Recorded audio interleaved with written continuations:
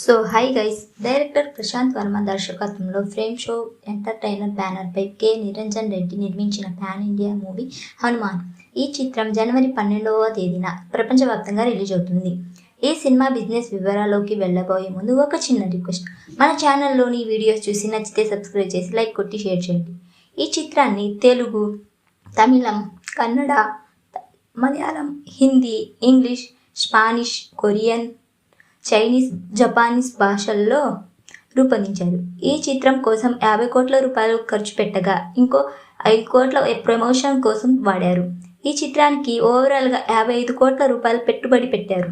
ఈ చిత్రం trailer release అయిన తర్వాత భారీ బజ్ అనేది క్రియేట్ అయ్యింది.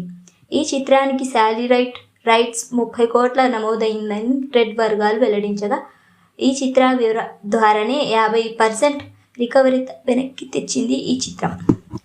ఈ చిత్రాన్ని తెలుగు రాష్ట్రాల్లో మైత్రి మూవీ మేకర్స్ డిస్ట్రిబ్యూట్ చేస్తున్నారు.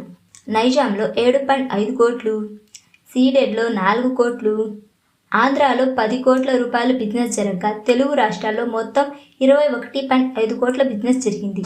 ఈ సినిమా హక్కులు 2 కోట్లకు అమ్ముడుపోయాయి. ఓవర్సీస్లో 4 కోట్ల బిజినెస్ జరుపుకున్న ఈ చిత్రం టోటల్గా 27.5 కోట్ల బిజినెస్ జరిగింది.